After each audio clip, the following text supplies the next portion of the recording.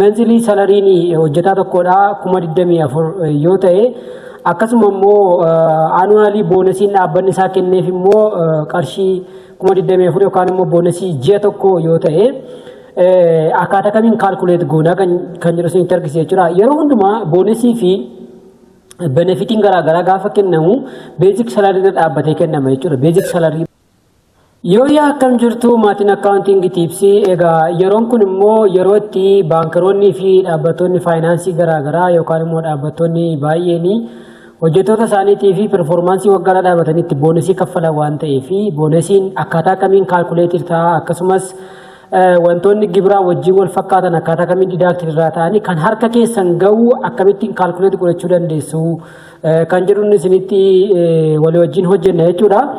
Egaa mee fakkeenya tokko fudhannee ilaallu monthly salariin hojjetaa tokkodha 2024 yoo ta'e akkasuma immoo annually boonasiin dhaabbanni isaa kenneef immoo qarshii 2024 yookaan immoo boonasii ji'a tokko yoo ta'e akkaataa kamiin calculate goona kan jedhu isin argisiisa jechuudha. Yeroo hundumaa boonasii fi benefitiin garaagaraa gaafa kennamu basic salary dhaabbatee kennama jechuudha. Basic salary dha advantageewwan garaagaraa allowansiin wantoonni garaagaraa dhaabbanni kaffalu as keessatti hirmaatan jechuudha.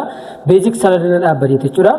Basically gaa akkaataa labsii gibiraa amma haaraa irra jiruuni namni tokko ji'aanii miindaa 14,000 ol argata yoo ta'e gibirri isaa percentii 35 deductioniin immoo 2,000 fi qarshii 50 akka ta'e isinis ni beektu jechuudha. Si yaadachiisuudhumaa fi egaa boonasii kana akkaataa kamiin calculate goona kan jedhu walii wajjin ilaalla jechuudha. Steepiiwwan gara ja'a qaba hamma dhumaatti nu hordofa.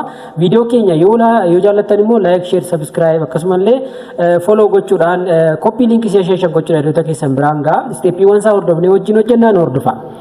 Egaa boonasii calculate gochuudhaa fi jalqaba irratti maal gochuu qabna? Boonasii nuu kenname sana yookaan immoo annually boonasii keenya ji'a 12 irraa jechuudha. Kanaafiyyuu kana ji'a 12 firuudhaa fi iddoo kanatti maal jenna is equal to jennee kan ji'a 12 nuu kenname sana hiruu 12 jenna jechuudha.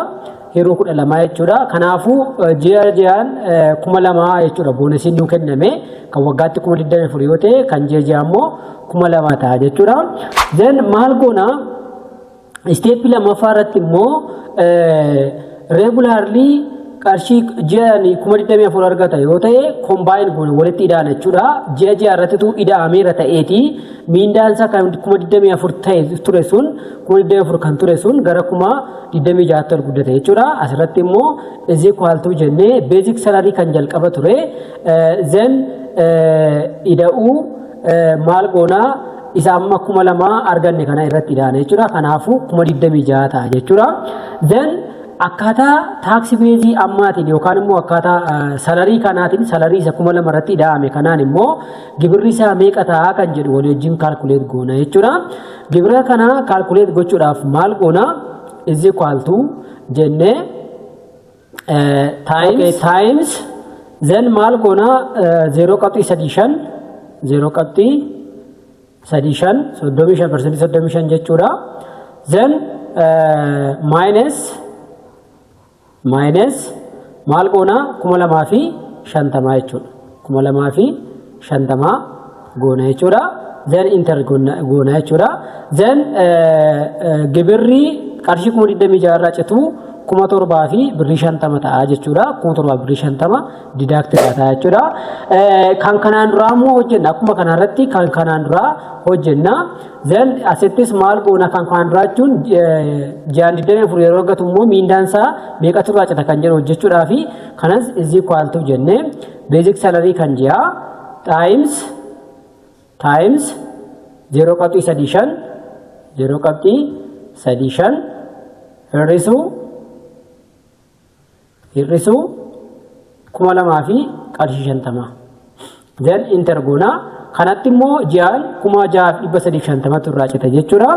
Then monthly salary difference nama kana meeqa ta'a kan jedhuuf immoo kan amma 2026 irratti arganne hir'isuu 6,350 kan 2024 duraa jechuudha. Then is equal to jennee 750 hir'isuu 6,350 then qarshii 700 jechuudha differensiin isaa. Then total bonus argachuudhaaf finally total bonus keenya irratti annual difference isaa meeqa akka ta'e argachuudhaaf namni kun is equal to jennee ishee kana yookaan immoo difference sana argannee baay'isuu ji'a 12 jennee jechuudha. Ji'a 12 jennee jechuudha. Kanaafuu normally meeqatu irraa cita jechuudha 8,400 irraa cita jechuudha annual differencein kana. Annual difference 24 hir'isuu is equal to 24 hir'isuu kana jenna. Then 15,600 basically kan harka isaa gahu 15,600 jechuudha. Egaa akkaataa kanaan isinis mana keessan teessanii kan ji'a 3 kan ji'a 2 kan ji'a 4 kan ji'a 5 akkaataa dhaabbataa performaansii keessaniitiin yoo isin herreege ishuma argattan kana akkaataa jiruun jijjiirtanii fayyadamuu dandeessu jechuudha. Viidiyoon keenya yoo isinitti tole like share akkasumallee follow copy link gochuudha hiriyoota keessan biraan ga'a. Guutummaan leenjii Excel immoo YouTube irra waan isinii kaa'ee jiruuf YouTube keenya irra galtanii hordofuu dandeessu jechuudha. Guddaa galatooma. Thank you very much.